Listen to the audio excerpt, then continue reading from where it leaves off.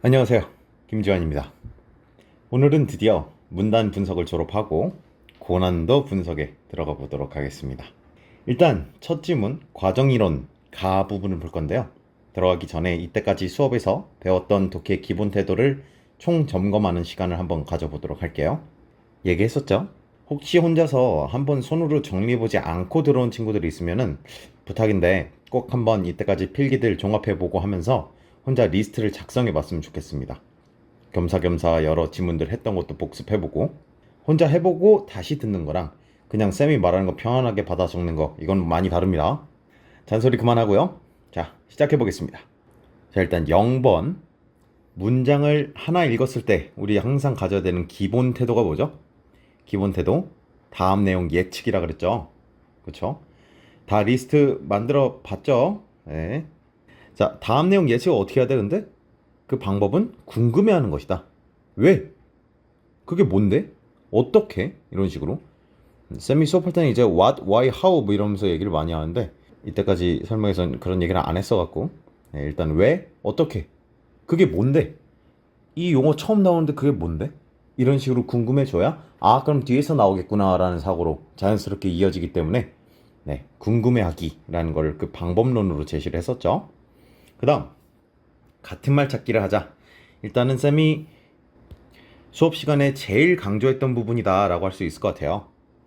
그쵸. 근데 그 같은 말이 여러 개로 나왔었죠. 그래서 뭐는 뭐다, A는 B다, 뭐 A는 B로 정의한다, 뭐 이런 것들은 내가 뭐 시키지 않아서도 잘했을 것이다 이라고 얘기하고 말았고요. 우리가 주목할 거 첫 번째는 곧, 즉, 다시 말해, 그리고 뭐뭐와 같은 이런 표현들 있죠. 이런 표현들 나올 때마다 equal 표시, 같은 말 표시해 주는 거 이게 필요하다라고 얘기했었어요. 또 뭐 있었죠? 관형적 수식 표현이라는 게 있었죠.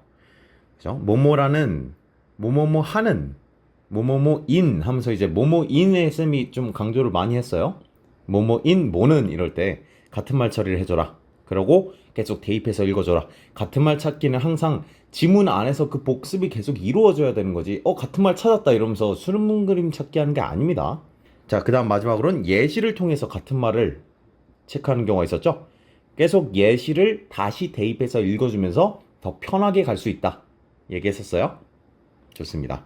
다음, 문장 하나 읽고 튕겼을 때 어떻게 하라 그랬죠? 뭐는 뭐다 라고 하면서 명사 단위로 문장을 간소화해달라 라고 얘기를 했었어요. 다음, 반전의 사고 얘기했었죠? 전통적으로 할 때 세모하면서 그러나 현대는 뭐 이런 식으로 뒤집어주는 거. 과거에 마찬가지죠. 경우에는 이런 경우, 그죠? 그러나 특수하게 뭐 이렇게 나올 것이다. 대부분의 하면서 나오면은 그러나 소수는 뭐 이러고 나올 수 있다는 거.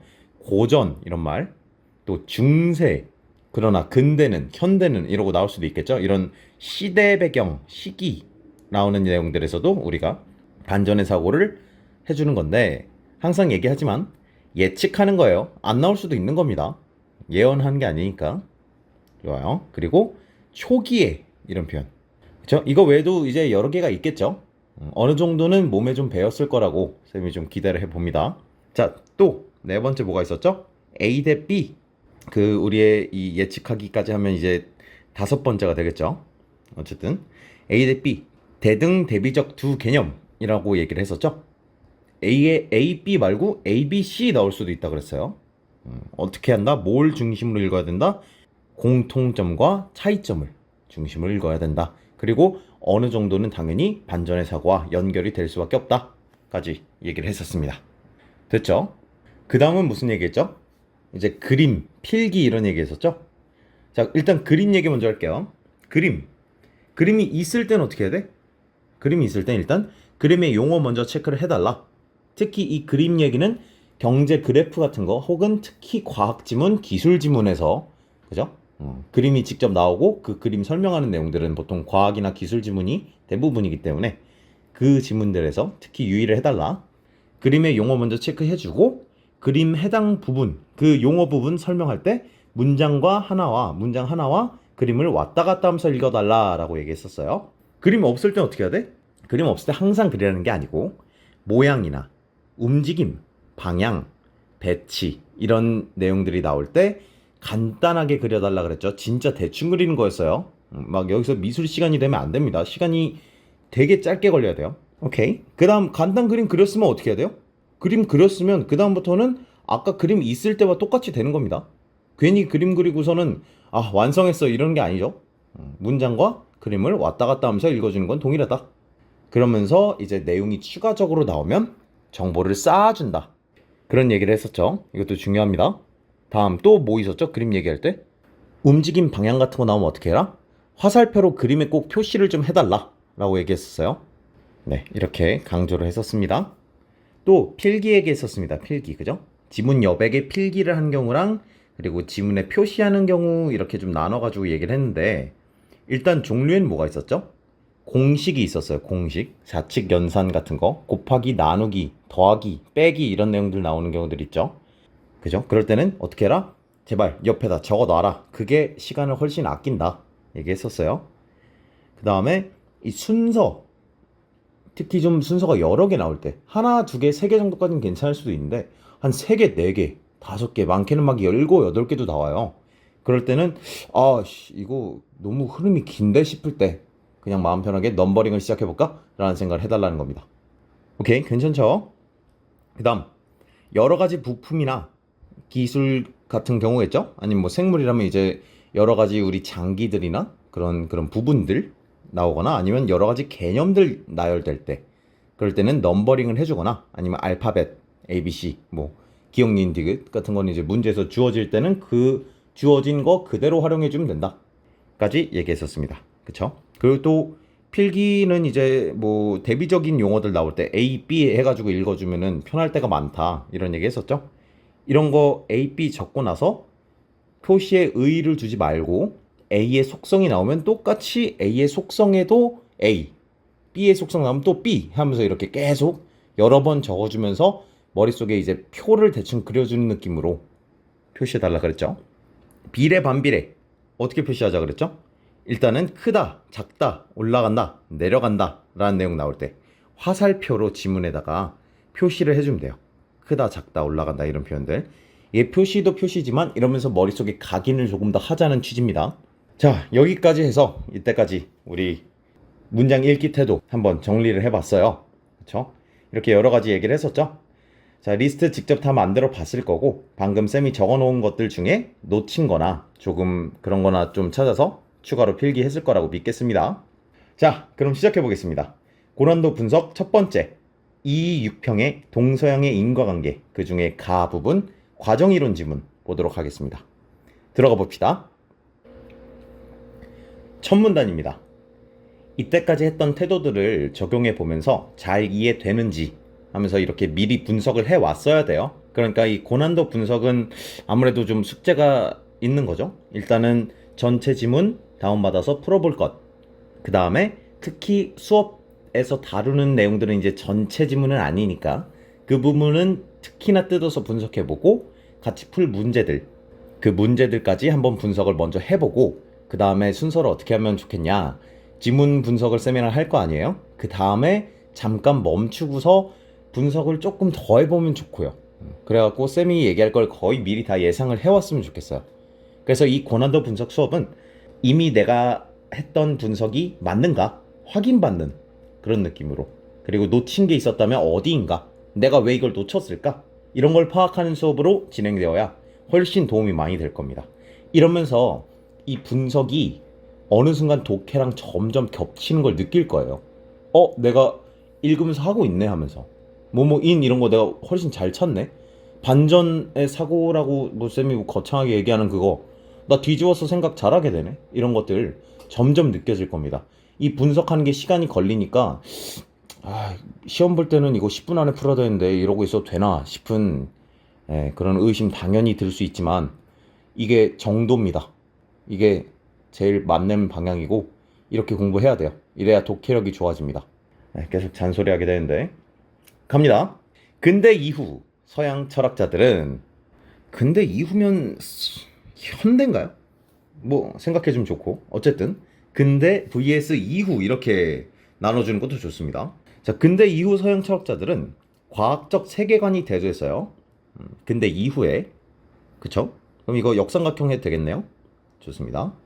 이전과는 달리, 자, 이전 근대겠죠? 오케이. 자, 이거 헷갈리니까 그냥 근대 세모할게요. 이전과는 달리 인과를 물리적 작용 사이의 관계로 국한하려는 경향을 보였다. 근대에서는 인과를 물리 말고 다른 거로도 생각을 했나 봐요. 그쵸? 근데 이제 과학 나오면서 물리적 작용 사이의 관계가 인과다. 지금 어쨌든 인과를 이라는 표현에 주목을 해야 돼요. 지금 이 내용이 인과 내용인가 보다 라고 잡아야 됩니다. 문제는 문제가 있대. 문제 세모합시다. 휴미 지적했듯이 무슨 문제냐? 인과관계 그 자체는 직접 관찰할 수 없다. 자, 뭔 소리인지 모르겠어. 인과 어쨌든 우리 주인공 내용이에요. 근데 얘가 뭐래? 직접 관찰할 수 없는 게 문제래. 뭐 왜 문제인지도 잘 모르겠어요 이게. 어쨌든 문제래. 자, 뭐 설명을 더 해야 되는 내용이죠 이건. 여기서 멈추고 시간 쓸 필요 없습니다. 원인과 결과에 해당하는 사건만을 관찰할 수 있을 뿐이다. 뭐라고? 원인과 결과에 해당하는 사건이래. 원인 사건이랑 결과 사건이라고 해도 될 것 같아요. 이것만 관찰할 수 있대. 자, 여기서 이렇게 시간을 쓸 필요 없습니다. 그냥 어떻게 한다? 머릿속에 대비 구도를 생각해 주면 돼요. 어떻게? 인과관계 vs 원인 결과 사건 이렇게. 그죠? 뭐 이걸 일일이 A, B 표시할 필요도 없어요. 그냥 인과관계는 관찰 안 돼. 그리고 원인 결과는 관찰이 돼. 그냥 이렇게만 읽어주고 넘어가면 됩니다. 오케이. 자, 가령, 다행이다. 예시를 주네요. 가령 이란 말을 들으면서 근데 우리는 다행이다. 쉽겠네. 이러면 안 돼요. 우리 예시 읽을 때는 앞에 나왔던 그런 추상적 내용들, 언어적 내용들 중에 중요한 요소들을 뽑아가지고 얘가 언제 나오나 이걸 호시탐탐 기다려야 되는 겁니다. 자, 뭐가 나와야 됩니까? 세 가지입니다. 인과관계, 원인사건, 결과사건.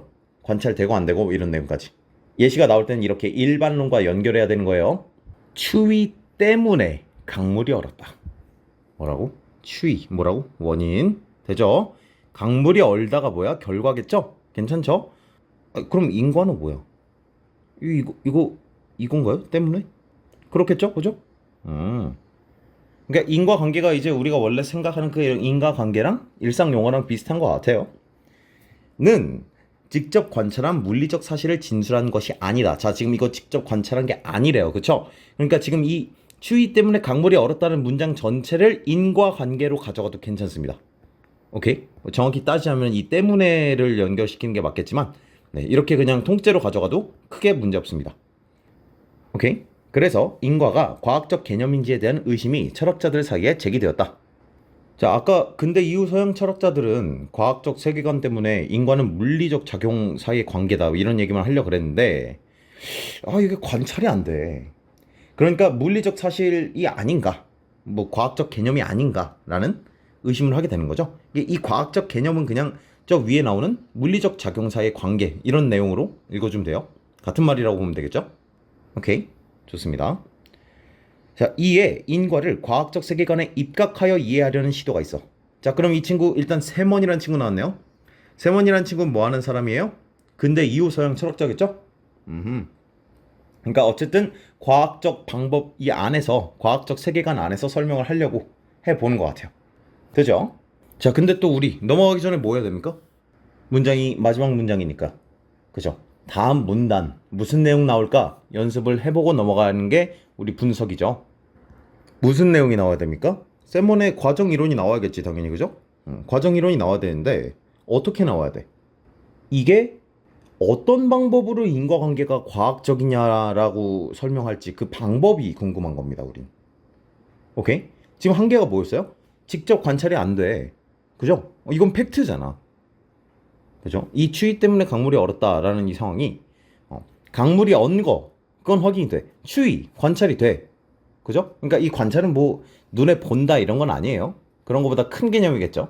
뭐 체온계로 뭐 그런 거 잰다 이런 거 다 포함되겠죠. 듣는다 이런 오감적인 것들. 근데 추위 때문에 그 때문에가 관찰이 안 된다 뭐 이런 얘기 같은데 그건 맞잖아. 근데도 과학적 세계관에 입각해서 이해하려면요 새로운 방법이 나와야 되지 않을까. 그 방법이 뭘까? 라고 의문을 가졌었으면 좋겠다. 오케이? 자, 그래서 어쨌든 결론은 뭐다? 인과는 과학적인 거다 이러고 날 겁니다. 오케이, 다음 문단으로 가봅니다. 야구공을 던지면 땅 위의 그림자도 따라 움직인다. 또 예시네요. 우리는 뭘 생각해야 될까요? 야구공을 던지면 땅 위의 그림자도 따라 움직인다. 그쵸. 앞부분의 내용 뭐였죠? 원인, 결과, 인과관계. 그러면 야구공을 던지면 이 원인이 되겠죠. 그리고 결과는 땅 위에 공 그림자도 움직인다. 이게 될 것 같아요. 오케이? 괜찮죠? 자, 공이 움직여서 그림자가 움직인 것이지. 자, 이 여서라는 이 표현. 이게 바로 아까 그 때문에랑 같은 말이겠죠? 좋아요. 그림자 자체가 움직여서 그림자의 위치가 변한 것은 아니다. 예, 당연하죠. 그림자 자체가 움직이면 공포영화죠. 원인이 있어서 결과도 있다. 라고 이렇게만 읽어주면 될 것 같아요. 이런 얘기 왜 한 거야? 라는 생각도 해주면 좋습니다. 그죠? 뭐 과하게 친절하다 싶은 디테일 문장 처리를 해도 되고요. 자, 다음. 과정이론은 우리 주인공이죠. 이 차이를, 자, 이 차이가 뭐예요? 지금 우리 여기 끊어놓은 이 앞뒤의 차이예요. 그죠? 그러니까 앞에 건 인과관계죠.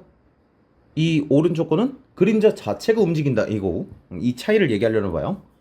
자, 뭐냐? 과정은 대상의 시공간적 궤적이다. 같은 말 처리해줘야 되는 거죠. 과정 이퀄 시공간적 궤적. 오케이. 뭐 시공간적 궤적 처음 나온 내용이에요. 이거 뭔지 모르겠죠, 근데 나와야 되는 거죠. 그러니까 이거는 우리가 여기서 뭔데 해야 돼요. 시공간적 궤적이 뭔데?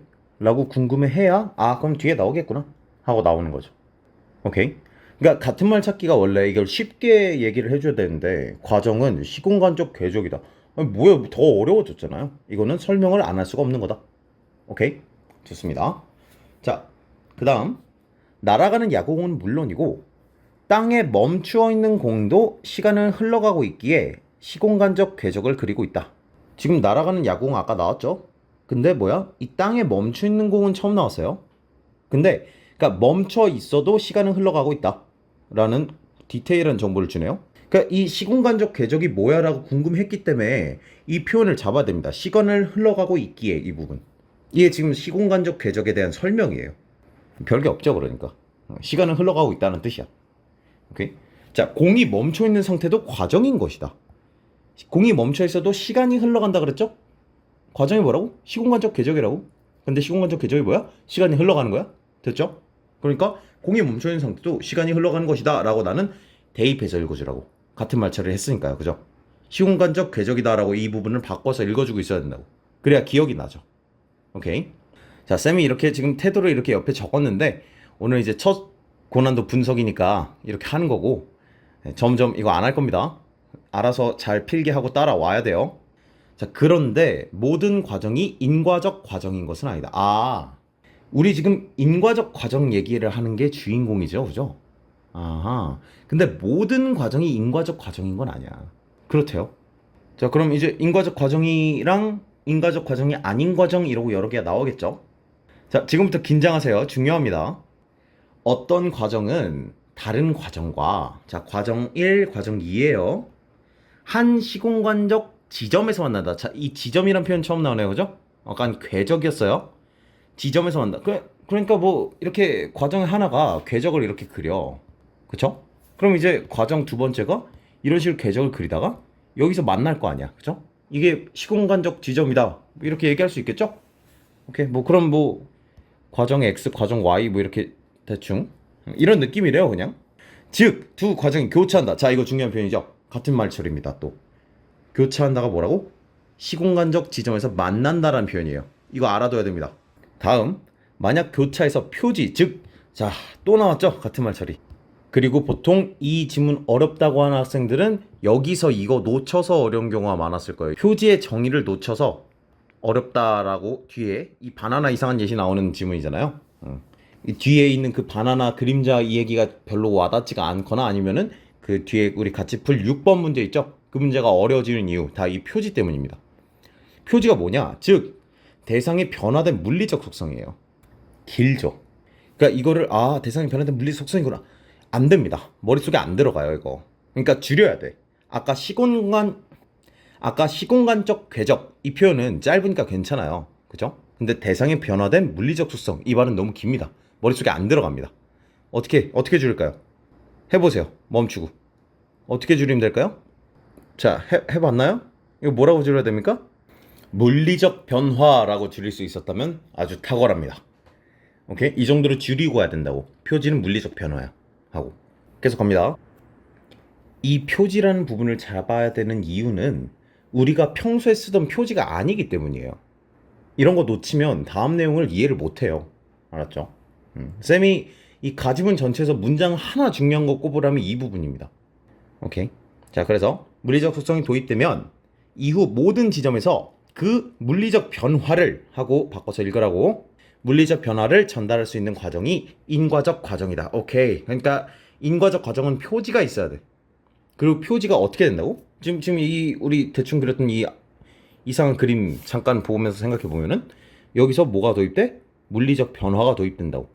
근데 그게 모든 지점에서 계속 이렇게 뭐 이렇게 간다고 해봐요. 과정이 뭔지도 뭐 정확하지 않지만 이렇게 되면 이제 이 모든 지점에서 이 변화된 물리적 속성을, 그죠? 물리적 변화를 전달할 수 있어야 된다. 이게 바로 뭐다? 인과적 과정이라고. 그럼 뭐 이 X가 인과적 과정인 거겠죠? 뭐 이를테면. 오케이? 됩니다. 자, A 부분 3분단. 쌤이 방금 A 부분이라 말한 건 여기에요. 이거 때문에 문제가 하나 나왔었죠. 가령 바나나가 A 지점에서 B 지점까지 이동하는 과정을 과정 1이라고 하자. 아, 쌤, 저 이거 그렸습니다. 감사합니다. 이런 움직이는 표현 나오면 그려주자라고 얘기했었죠? 선생님, 이게 뭐죠? 바나나입니다. 자, 과정 1이라고 해요. 자, 지금 내가 그린 이게 과정 1입니다. A와 B의 중간 지점에서, 자, 중간 지점 체크합니다. 여기 중간 지점에서 바나나를 한 입 베어내는 과정 2. 자, 뭐뭐 하는 뭐 하면서 과정 2를 정리하고 있어요. 과정 2가 뭐라고? 바나나를 한 입 베어내는 거예요. 자, 근데 이 읽으면서 재밌네 막 이러면서 읽으면 안 돼요. 예시가 나왔으면 어떻게 하라고? 위에 일반론과 연결시키려고 아둥바둥 해야 된다. 그렇죠? 오늘의 강조 포인트는 사실 이거기도 합니다. 자, 그러니까 이 바나나를 한 입 베어낸다, 이게 뭐라고? 물리적 변화야. 이렇게 읽어야 돼요. 표지다 하고 읽어줘야 됩니다. 오케이? 이게 바로 표지예요. 안 쓸게요. 과정 2가 과정 1과 교차했다. 자, 그러니까 지금 여기서 바나나를 베어낸다 라는 것이 과정 2래. 그죠? 그냥 이렇게 하겠습니다.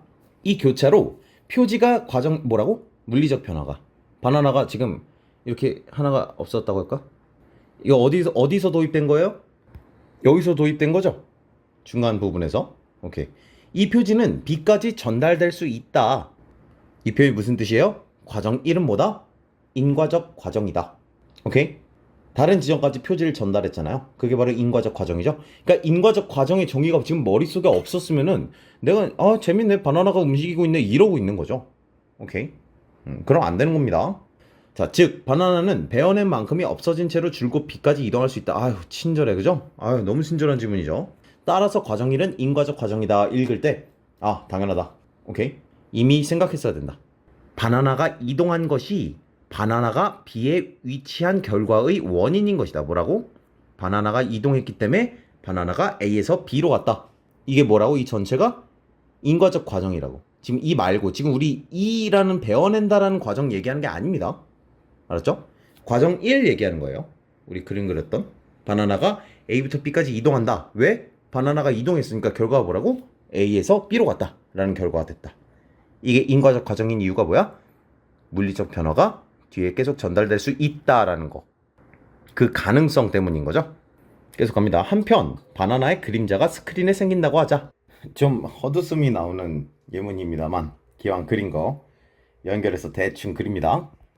쌤 그림도 좀 헛웃음이 나오죠. 자, 바나나의 그림자가 스크린상의 A', 뭐 이렇게 똑같이 가겠죠? 근데 이 A'부터 B'까지 가는 거를 뭐라 그러는데? 과정 3이라고 한대요. 오케이? 좋습니다. 여러분, 사실 아까 읽었던 내용 중에 그림자가 지 혼자 이동한 거, 공포영화 같다는 그거 기억나나요? 과정 3이 인과적 과정이겠습니까? 아까 이미 아니다라고 확정을 했던 거예요. 오케이? 네. 이게 예시가 이런 식으로 독해에 사용이 되면 훨씬 더 지문이 쉬워지는 겁니다. 이렇게 우리가 읽을 때 예시를 적재적소에서 사용을 잘해줘야 돼요. 어쨌든 계속합니다. 자, 과정 1과 과정 2의 교차 이후 스크린상의 그림자 역시 변한다. 뭐 지금 변해 있죠, 그죠?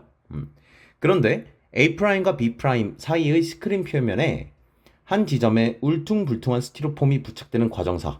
자, 울퉁불퉁한 스티로폼을 부착합니다. 자, 부착했어요. 이것도 뭐예요? 교차죠? 교차. 과정 4는 뭐라고? 울퉁불퉁한 스티로폼이 부착되는 게 과정 4입니다. 그림자가 그 지점과 겹치면서 일그러짐이라는 표지가, 자, 뭐뭐라는 뭐라는 표현 같은 말 처리해달라고 얘기했었죠? 표지가 뭐였죠? 물리적 변화라고. 그쵸? 그러니까 그림자가 일그러지는 건 물리적 변화인 겁니다. 좋아. 자, 그런데 뭐? 그 지점을 지나면 그림자는 다시 원래대로 돌아오고 스티로폼은 그대로야. 자, 지금 원래대로 돌아왔다는 게 무슨 소리야? 표지가 전달이 안 됐다. 오케이? 변화된 물리적 속성, 일그러짐, 그죠? 그림자가 이렇게 일그러졌을 거 아니야, 그죠? 그랬다가 다시 돌아와 버렸으니까 전달이 안 된 거죠? 그래서 지금 이 마지막 문장 뭐라고 읽어야 돼요? 오케이. 과정 3은 그냥 과정이지 인과적 과정이 아니다 라고 결론을 내릴 수 있는 겁니다. 사실 여기까지만 읽고 A문단에 해당하는 문제인 6번을 푸는 것도 좋지만 가 지문을 통으로 다루는 시간이니까 그냥 끝까지 보겠습니다. 짧으니까. 자, 넷째 문단. 과정 이론은 규범이나 마음, 이런 얘기 한 적 없죠, 이때까지. 새로운 표현인데 이미 끝나가는 와중이기 때문에 그렇게 부담은 없어요.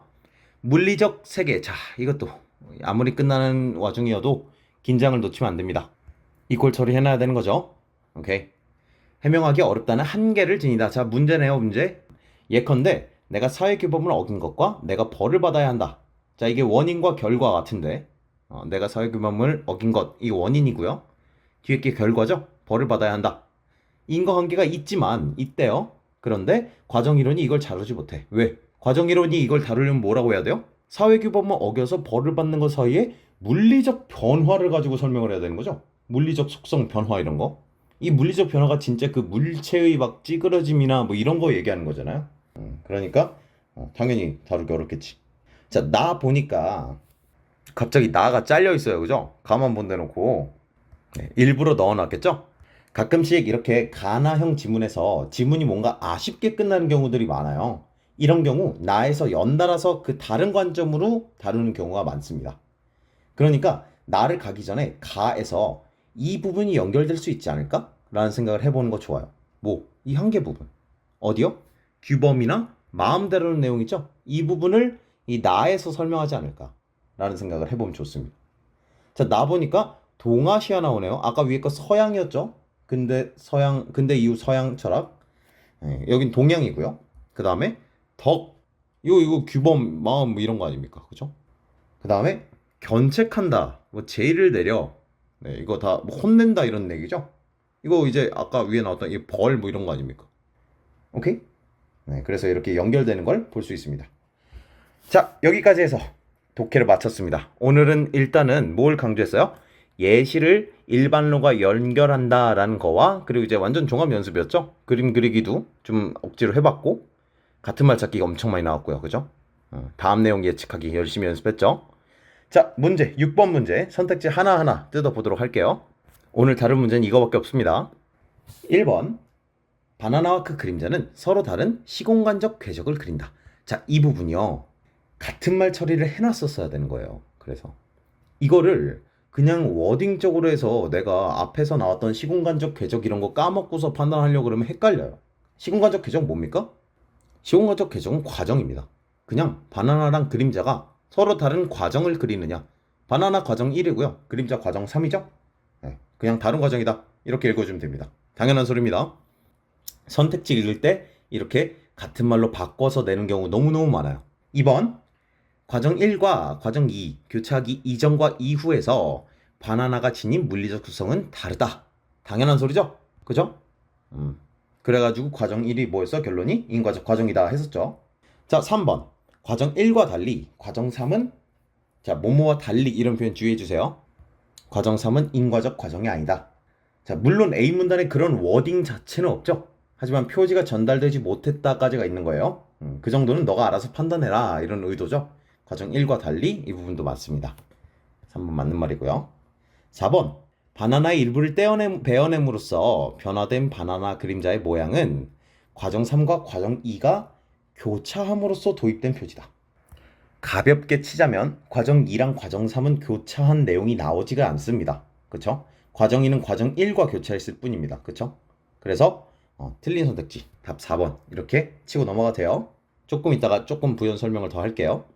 5번 과정 3과 과정 4의 교차를 도입된 표지는 그림자의 일그러짐이었죠. 과정 3으로도 과정 4로도 전달되지 않는다. 네, 그래서 과정 3은 인과적 과정 아니었고 그 다음에 과정 4로 전달되니 뭐니 이런 내용은 아예 나온 적이 없습니다. 오케이. 자, 여기서 좀 추가 질문을 좀 할게요. 첫 번째 질문은 과정 2랑 과정 4는 인과적 과정일까요? 대답할 수 없다 하고 대답하시면 됩니다. 지금은 과정 1과 과정 3의 인과적 과정 여부를 찾기 위해서 표지를 도입하기 위한 과정들이에요. 과정 2와 과정 4는. 그래서 그 전후의 변화 뭐 이렇게 얘기하기가 어렵습니다. 지문에서. 그래서 과정 2랑 과정 4는 표지 도입 그 자체를 얘기하는 거기 때문에 오케이? 또 질문. 바나나가 일그러진 게 그림자인데 그림자가 일그러진 게 물리적 변화가 맞나요? 네, 맞습니다. 이거를 질문한 학생들이 좀 있었어서 쌤이 추가로 지금 얘기를 하는 건데 특히 물리 공부한 친구들, 물리 이과 친구들 질문을 많이 했는데 그림자가 일그러진 게 물리학적인 거라는 고민을 했었던 것 같아요. 자, 이거 지문에서 쌤이 강조했었죠. 일그러짐이라는 표지가 했을 때 그 이라는 보면서 이퀄 처리해버렸어야 된다고. 그죠? 그래서 이 지문에서는 그림자가 일그러짐은 물리적 변화가 맞습니다. 자, 여기까지 쌤이 얘기를 좀 해봤어요. 그래서 첫 번째 고난도 분석 마치겠습니다. 이 지문은 예시가 바나나, 그림자 이래서 되게 정신이 없었던 지문이에요. 근데 A문단 있죠. 그 3문단. 이걸 제대로 못하면은 6번 문제가 상당히 어렵습니다. 예시를 읽을 때 일반론, 추상적 설명의 요점을 정확하게 대입하고 연결해서 읽어야 한다 라는 새롭게 강조한 부분이 있었죠. 네, 좋습니다. 다음 시간은 그 유명한 이수능의 해겔 지문 가 부분이에요. 철학 지문이죠. 언뜻 어렵게 느껴질 수 있지만 항상 철학 지문은 요약하면 별 말이 없다. 항상 읽던 대로 읽으면 된다. 이런 태도로 같이 분석을 해보도록 하겠습니다. 먼저 읽고 그 다음에 같은 전체를 풀어봤으면 좋겠어요. 물론 이제 난 아직 수능 아낄래 이러면서 안 풀었던 친구들이 있을 수 있는데 그리고 같이 읽어보고 문제도 다 풀어보고 나서 그 다음에 쌤이랑 같이 최종 정리했던 태도 리스트들 있죠? 그 리스트 보면서 내가 안 한 게 과연 있는가 확인해보고 딸린 두 문제 꼭 먼저 혼자 분석을 해보고 그 다음에 16강 들어오시면 되겠습니다. 자, 오늘 여기까지 하겠습니다. 너무 고생했어요.